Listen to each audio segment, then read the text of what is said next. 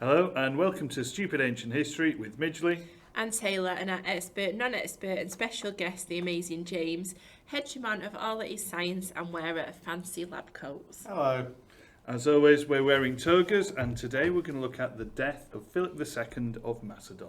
Oh no. Previously on Stupid Ancient History, we've been looking at the youth and emerging character of Alexander the Great. We've looked at how his relationships with his estranged parents at certain points made his upbringing difficult. Estranged from each other, not from him. Yeah. And turned him into a human ping pong ball. Absolutely. But we also saw how his natural intelligence, his powers of observation and his love of learning were beginning to take shape and bring benefits. Like being able to tame Bucephalus, as he was the only one who spotted that the horse was scared of its own shadow. I'm sure you're going to tell me how great this horse is, but I just think he's a wimp. This horse is awesome. We've also seen how his short temper and tendencies for rash behaviour caused a huge rift in his relationship with his dad. By chucking a wine cup at a wedding and taking the mick out of his dad. But despite all of this, he was still in line to succeed his father as King of Macedon. Yeah, okay. So there's this slight at the wedding's not taking him out the Not yet. No. out of the running. No. Not yet. Interesting. So last time we were talking, Alexander's kind of stormed off to his mum's house after having a row with his dad. Yep. So Philip feels bad.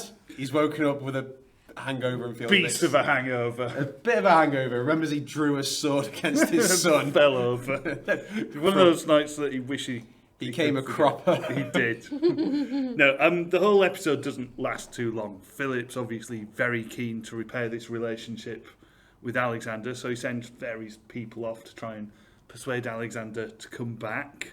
And did it work? Yeah. Oh, Yes. That's it quite did. an anticlimax. Sorry.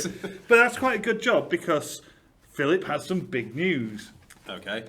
So, in 336 BC, King Philip, chosen as leader by the Greeks, began a war against the Persians and sent Attalus and Parmenio into Asia. He gave them part of his army and told them to free the Greek cities. Is that big news? Isn't Philip starting a war just like a Tuesday? Normally it would be, but yeah, no. This is a big deal.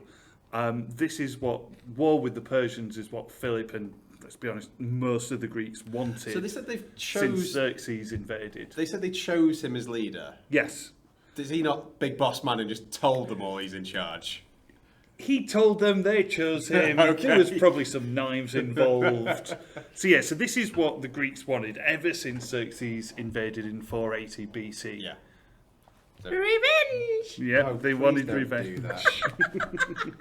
I've been told to. Right. Okay. So you mentioned Attalus. Yeah. Is that the same one who had a crack at the wedding? That is the same guy. So You well remember. So he's off in the vanguard, sort of. Yeah, so Because Philip basically sent him off to die, just like. well, probably not, but I mean, it's probably quite a crafty move by Philip because he knew Alexander was unlikely to come back if Attalus is hanging around. So Attalus stayed in Macedon. He didn't go off to his mum's house with Alexander. No, Okay. Attalus was still hanging around the royal palace. That's bold. Well, yeah, his niece is the new queen, so obviously Alexander's not going to come back if he's still hanging around. Mm-hmm. So Philip gives him a little job to do. Just go invade Persia for me. Yeah. Off you pop. There you go. Take a bit of my army. But why wouldn't he go if he's been given this great honour of a great role to Well, lead the invasion?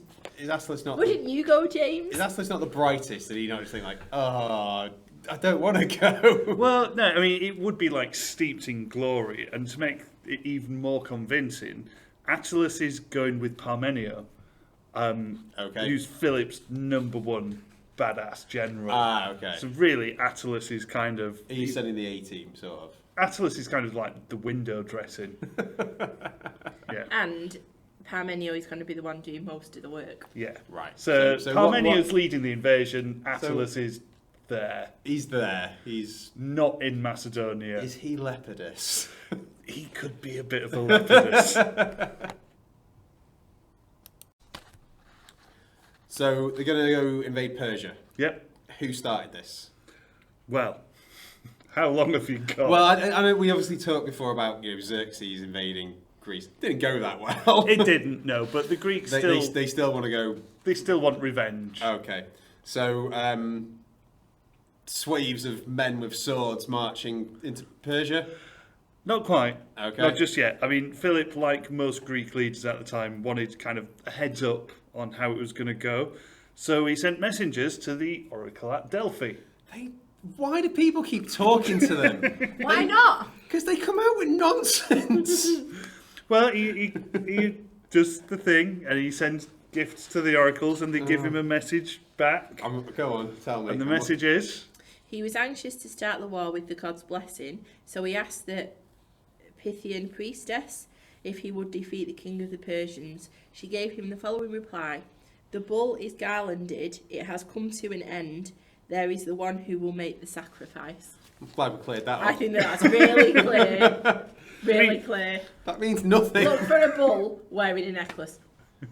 Okay. Yeah. The tarted up bull. Well, Philip seemed to think it was quite clear, and So, he took it as an omen of his victory. I would as well. Or epic defeat. It could be Well. either. Well, as we're about to find out, James, it is Oh. more the latter. You're on the right lines. Okay. Yeah, it's the idea of the bull being set up for sacrifice. He thinks Persia's going to get killed in the sacrifice. Okay. Guess who's not going to get killed in the sacrifice? It's Philip the Bull. He's the bull. So Okay. anyway, he's got the omens, he's got the army. He's got some omens. God only knows what they mean. He's got a bull. Yeah. So Philip, being Philip, he wasn't content with just setting off. Okay. What else does he do? Party! He throws a massive party, obviously. The last one, presumably his last party was his wedding, which didn't go down that well. Yeah, no. So he decided he'd arrange a marriage for one of his daughters. So he does have other kids. He does have other kids at this point. This is, a daughter. And he's going to hold a huge festival as well. Why not? Get everyone to turn up. Mm-hmm. As Diodorus puts it, He wanted as many of the Greeks as possible to take part in the festival and the worship of the gods. He arranged magnificent musical contests and splendid banquets for his friends and guests. For that reason, he sent for his own personal guest friends from all over Greece and told his friends to invite as many as possible of their own friends from abroad. He was very keen to show himself as well disposed to the Greeks and to repay the honours shown to him when he received complete control of Greek forces with appropriate entertainment. Okay. but don't invite the Persians. Well, yeah, you're about to go to war with him. So is he marrying Philip's daughter, or is it just it's a daughter for one of his? Philip's arranged the marriage of one of his daughters to someone else. Question mark. Okay, Yeah. it's not his big badass general. Who's Oh no, Parmenio's off stabbing Persians as we speak. Right. Okay. So they've had a massive knees up. Yep, they're having a massive. They're having a massive knees up, and then they're going to invade Persia. Yeah. Okay, sounds like a good plan. Too right, and with Philip being the centre of attention, that's the whole point. It's like, look at me. Is Alexander back now? Alexander's they've back. mended bridges. Yeah, Okay. but Philip's very much the star of the show. Is Olympus here? Is she Olympias, stayed home? we don't know where she is. Okay. Suspiciously. So anyway, Philip's the centre of attention, and as the festivities are reaching their climax, Philip chooses that moment to make this grand entrance. Okay. Is this kind of where Mark Antony gets all his grand entrances from? Well, it was Cleopatra with the grand entrances, but similar ideas, yeah. Right, okay. So anyway, as Diodorus puts it, The theatre was full when Philip entered wearing a white cloak. His bodyguards had been ordered to accompany him at a distance. He wanted to show everyone that he was protected by the common goodwill of the Greeks and not in need of any other protection. so That obviously, I mean, I it's really have got an inkling about where this is going to go. But I mean, it's important to point out that Philip doesn't think he needs bodyguards, apart from him being a tough scrapper himself. Yeah. Things are going so well for him. He's had the good omen. He's clearly confident in his safety and his popularity. I've got a feeling that's not the case. Yes, you're absolutely right, James. There is, of course, an assassin waiting in the wings to get rid of him. Who would have thought? Who sent this assassin? Well, that's up for debate, but we do know who the assassin is. Okay. He's a man called Portsanius. Okay. Who's that? Well, he's a Macedonian, but he's got a reason to want Philip dead. Oh, you'd think so. He's not just out to knife a king for no reason. No, and there's a definite backstory to this. Okay. So, the reason Pausanias wants to kill Philip is it's a bit of a soap opera. Because everything up until now has been so droll. Yeah, absolutely. So, we'll start with Pausanias and Okay. what we know about him. So who's he? So Portsanius was a Macedonian by birth. Mm-hmm. Just 10 pages. And he was a bodyguard of the king and a friend because of his beauty. Okay. So we say friend. Friend. With friend. benefits. Okay. He's a He's a friend of Philip's. close friend, let's Okay. say. So anyway, carry on. When he saw that another individual called Portsanius was becoming close to the king, he used abusive language against him, saying that he was a hermaphrodite and would readily accept the advances of anyone who approached him. So he's a bit protective of Philip. He's and- quite So- jealous that Philip's found a Yeah. new prettier Is he Pausanias. calling Philip a hoe? No. Not if he wants to live. He's calling the other Pausanias. I'm about to say, Okay. he clearly has a type if they've both got the same name. Yeah, well, Or is he just like John? It's like Paul. Yeah. So yeah, let's call him Pausanias 1, Okay. the assassin, And close friend of Philip. And Portsanius 2, the hermaphrodite. Sees Pausanias 2 sniffing round Philip. Yeah. Doesn't like to it. Calls him a hermaphrodite. Is that a common insult for the Greeks? Or? Apparently so. Okay. Yeah. Saying he will take advances from anyone. There you go. So, all in all, I mean, all this Pausanias on Pausanias slander is a bit too much for the new Pausanias, Pausanias 2, to take. Okay. So, The other Pausanias, unable to put up with this violent abuse, remained silent for a time, but then he shared with one of his friends, Attalus, what he was going to do, and brought about the ending of his own life willingly and in an unusual manner. A few days later, when Philip was in a battle with Plurius, king of the Illyrians, Pausanias stood in front of the king and took all the blows aimed at him and so died. Right, so just... Human shield. Yeah. Obviously, with there being two of them, this is getting confusing. So Portsanius 1 the assassin, was having a massive go at new Portsanius, yeah. who had his fill of it, so jumped in front of Philip and took all the blows for him. Yeah.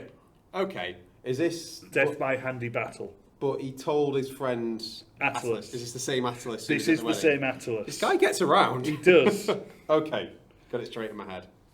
So, So now Portsanius 2's dead, Pausanias 1 is still about. still about. Still Philip's friend? Apparently so. Okay. And obviously these events started to become more common knowledge. So Attalus decides he's going to get involved. He's clearly not happy with what's happened to the second Pausanias. Mhm. So he hatches a plan for... Revenge! So there's schemes afoot. Evil schemes, you might Evil say. schemes afoot.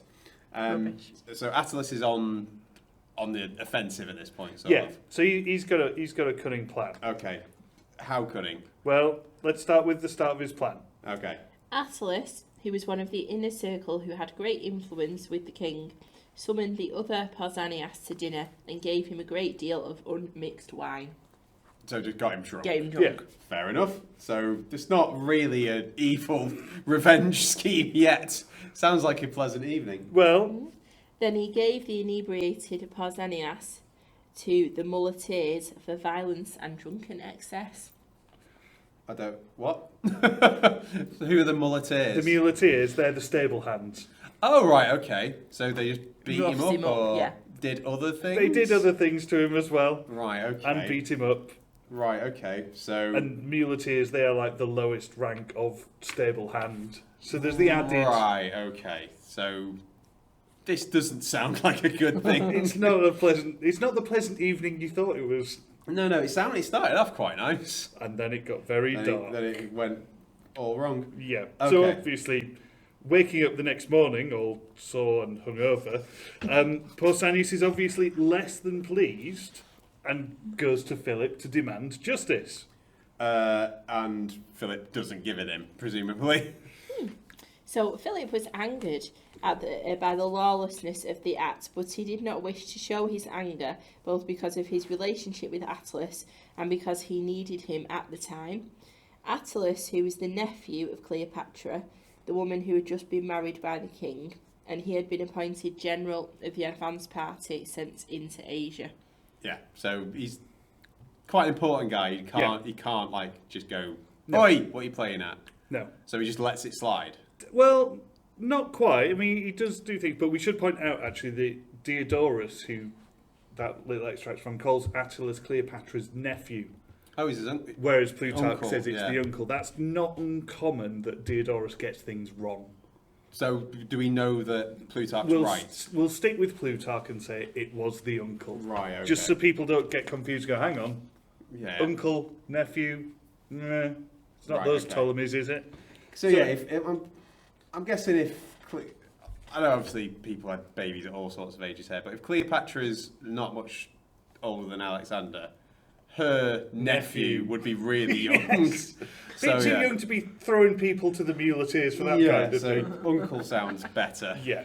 So anyway, rather than punishing Attalus, The king wished to calm Pausanias' justified anger for what he had suffered, It'd take a lot to calm you down, wouldn't it? so gave him worthy presents and promoted him within his bodyguard. Okay. Forget about the beating up and the rape, sunshine. Just You can get a you've got a promotion and some shiny things. yes. Is this why he then decides to knife Philip? Yes, this was his. So he's promoted him to his bodyguard, Yeah. someone who is livid. Yeah. And it's just probably made him even more angry, but you can be by me at all times. Yeah. Yeah. Doesn't seem like the best move, Philip. It doesn't, but yeah, this is absolutely why Portsanius. Decides to do the murder. Yeah. Yes, this was his evil scheme. I mean, what does he do to Attalus? We'll get to that later. Okay. Sorry, Mr. Taylor, I realised I spoke over you saying your catchphrase. Do you want to do it again? Yes, I will. So the line should have been, yes, this was his evil scheme for revenge. I don't like any of that. This is why we keep bringing it back. Okay. So moving on as rapidly as we can from that. So we now know why he wants to knife Philip. How's he go about doing it? Well, He's just sent all his bodyguards away, so he's made it really easy. yeah, and obviously Pausanias were like, oh, you're going to send your bodyguards away. Yeah. So the big festival gives Pausanias the perfect opportunity for revenge, and he starts to put his plan into place. Much of a plan. Stab him. Well, He positioned his horses by the gates to the city and went to the entrance of the theatre with a Celtic dagger hidden from view. What's the difference between a Celtic and a Greek dagger? we're not sure. This Okay. is probably a Diodorus thing. Is it? Celtic probably just means interesting, Okay. unusual, bit foreign. More bendy. I mean, it's unlikely to be Celtic as in from Scotland It's or quite Ireland. far away from Yeah. Macedonia. Yeah. So it's just an unusual dagger. And anyway, he waits until Philip, all dressed up like a god in a nice white cloak, makes his grand entrance with no bodyguards. At which point, When Philip told those friends who were accompanying him to go into the theatre before he did, the bodyguards kept their distance. Then Pausanias, seeing that the king was alone, ran up to him and striking him through the ribs, left him dead on the ground. Then he sprinted for the gates and the horses he had readied for flight. Right, so it wasn't like a subtle... There's no subtlety. It's just No. knife him in public and leg it. yeah, it's the gesture as much as anything. Don't forget, he feels wronged. He feels he needs to bring shame on Philip. And, Philip's great triumph is the key time to just, Stab him in the heart. knife Not him so through much the ribs. hit and run, more stab and run. Yes. Yeah. So obviously there's a huge commotion. Some of the bodyguards tend to Philip, who's bleeding on the ground, whilst the others chase after Pausanias. Who gets away? Over to Diodorus.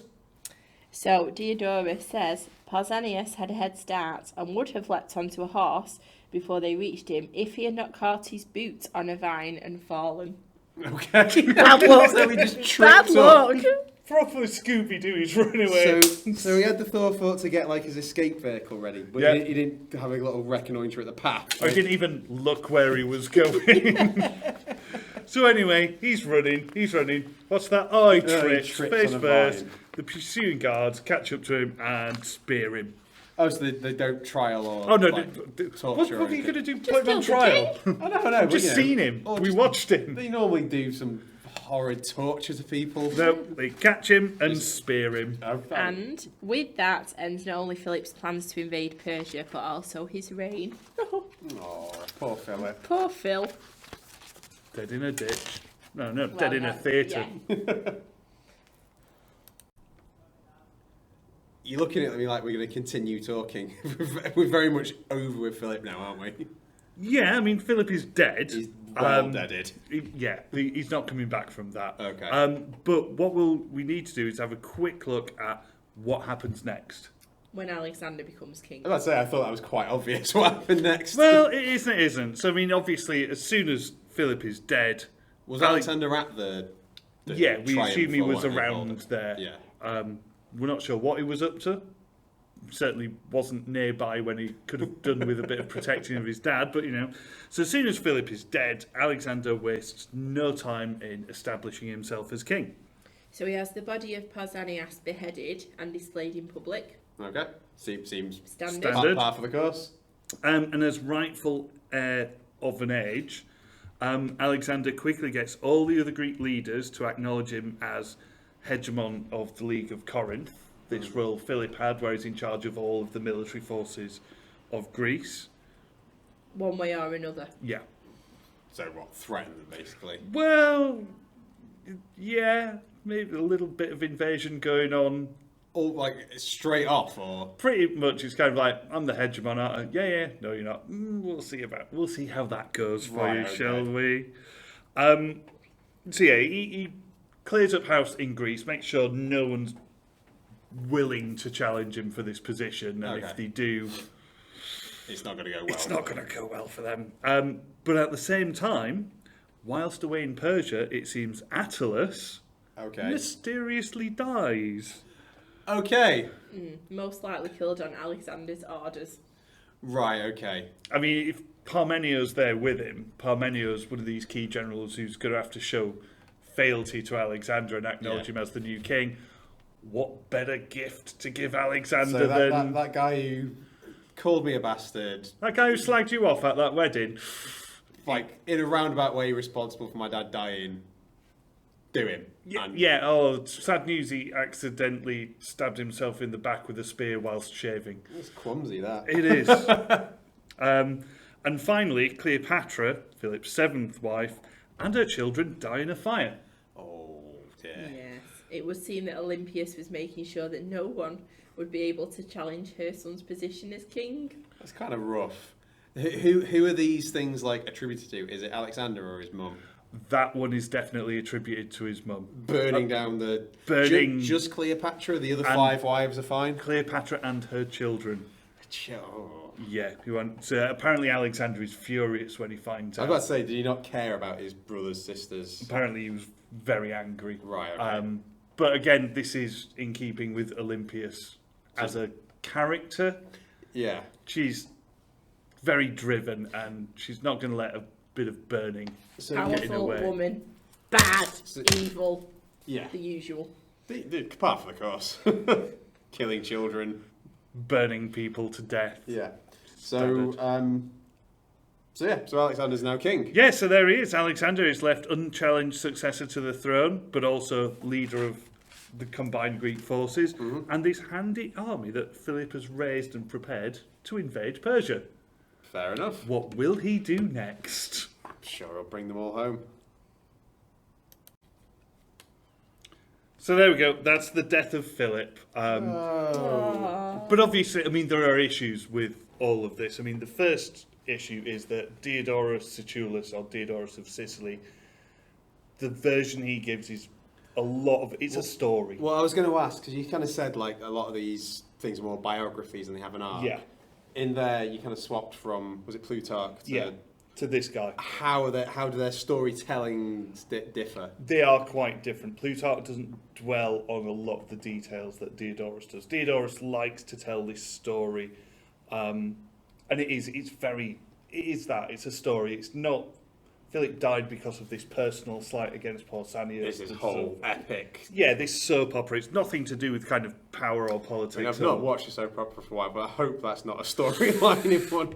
Do you not remember? Have you not seen Hollyoaks? I'm sure it's in there It's somewhere. probably been a storyline on EastEnders. They do Yeah. everything to everyone in that programme. But again, with Diodorus, we don't use him much, but he does have this problem with accuracy. He's writing much later than everyone else, and he does keep getting things. So you said sort of Plutarch was confused. like 400 years after. When's Plutarch's writing in the 1st century AD. Diodorus is nearly 4th century. Right, okay. So he's significantly later, but he's trying to write a history of everything, whereas Plutarch's been quite specific about individuals. Right, okay. So with Diodorus, you'll see it when he covers kind of earlier Greek stuff. He sort of gets things right, but they're not really right, so he gets names mixed up. Same here with the uncle-nephew, that relationship. The random Celtic dagger. The random Celtic dagger, yeah. So Diodorus, as a source, he has his uses, but he's certainly not the main one to go to. Who do we know who his sources were? Did he use Plutarch as a source? He will have used Plutarch. He will have used early sources. There's probably issues with translation. Bits of his history are very good, but as long as you're aware that with Diodorus, you're going to come across errors or contradictions to things you've ever seen. But with it being too soap opera as well, it doesn't actually cover on who may actually have killed Philip. It seems a bit odd that one person decides to kill the king Because of this personal, weird, violent altercation. love triangle. Yeah, it's thing. a bit too story. Yeah. So there's lots of people have posited. There's lots of different people basically at this point who probably wanted Philip dead. And also, even if your bodyguards or whatever weren't at the side of you, shouldn't they be well trained enough that ultimately, if someone is getting that close and nobody else is, wouldn't that ring alarm bells? And they try to Probably been on the sesh. I mean, they are Macedonian. You know what I mean? And you'd also said Seems a he bit promoted him implausible. to be one of his bodyguards. But if he tells all of his other bodyguards to leave him, why would he not follow? Why is Paul running towards Yeah. the king? What's he doing? No, no, Does no. he Doesn't not get quite that make memo? sense, does it? He didn't read the email, did he? Philip's going to be furious in the morning. So yeah, there's lots of speculation as well in some of the ancient sources, as much as in modern sources, about who did actually want Philip dead and went through it. So the obvious one, and Alexander uses this later on as justification. The obvious one is the Persians wanted him dead. They were not too keen on him Being invaded. They were not too keen on being invaded. They knew that he was the man behind it. So, how do we stop the invasion? Kill the king. The other likely candidate in who killed Philip is Olympias. Because She's not one for letting grudges go. And the No. fact that she kills Cleopatra and her children would also point to the fact that she's probably not going to care that much about killing her Estranged husband ex-husband. who she's not keen on. Yeah. But also plops Alexander right on the throne. Yeah. She's in place as Queen Mother. Him to be. But So again, the parallels are quite significant, aren't they, between, if you think of Agrippina and Oh, yeah. then you think of her. So again, you've got to bring that in and think about, well, is this just a story that is kind of being It's retold probably in a less different so. way? I don't know. But yeah, she's certainly in the running for doing Yeah. Philip in. Quick off top of your head, how many positive mother figures are there in ancient history? There's not many, and the ones that are positive are the ones that basically put up, shut up, and don't Do as they're really do told. very much. Apart from a tosser. Yeah, Oh, I forgot You about forgot a about a tosser. tosser. a tosser. There we go. The other person who's possibly likely in line to do Philip in is Alexander himself. I was waiting Yeah. for you to mention him. You've got the whole rift that they seem to have brushed over quite quickly, but we know Alexander's very ambitious. He's keen to do stuff. We've got those earlier hints in Plutarch about my dad's going to conquer everything. and there's going to be I've got to nothing get there left for and- me. Yeah. So here's Philip about to go off on the biggest quest the Greeks have been on since the sack of Troy. Maybe Alexander just wanted it a bit more than he wanted a dad. But ultimately, if you flip that, what you could say is, well, his dad has been very generous with Alexander, hasn't he? And hasn't Oh, yeah. stopped him. And also, Alexander is now at an age that he could go with his dad and kind of show how good he is, regardless of the fact that he's not the king. He can still lead an army as a commander and or a general. And But this would be the thing. Would he be the leader or would he be the second fiddle? Because you said people are already calling him king, Yeah. but dad general. Yeah, it's and when we look at Alexander once he gets into Persia, obviously his obsession with the Iliad becomes quite clear. He's almost aiming to be the new Achilles. Right, okay. He wants to be the Achilles, not the Patroclus. He wants to be the hero, not the guy who was there as well. Right. So yeah, it's likely Alexander may also have done him in, but I guess we'll never know. Either way, Alexander is now set to inherit the throne, the army, the invasion plans for Persia, and everything he's ever wanted. It's quite neat and tidy. Suspiciously so. So there you have it, our quick overview of the death of Philip II of Macedon. Thank you for listening. We hope this has been useful. Leave us a comment below, and until next time, goodbye. bye. Bye.